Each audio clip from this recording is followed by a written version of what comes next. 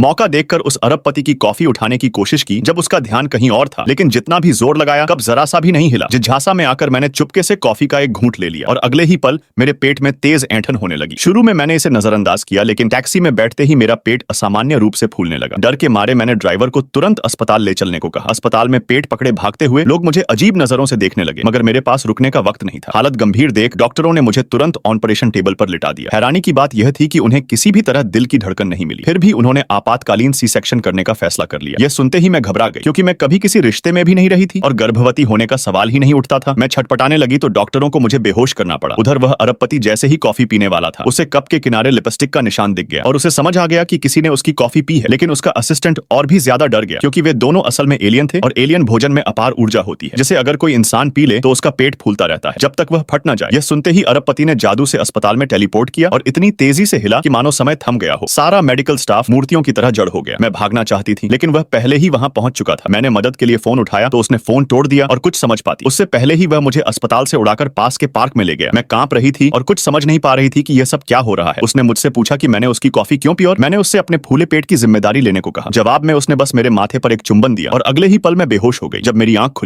आंख खुली तो मैं अपने घर पर थी और मेरा पेट बिल्कुल सामान्य था। मुझे लगा सब कुछ खत्म हो गया है, लेकिन असल में क्या हुआ था यह मैं आज भी नहीं जानती।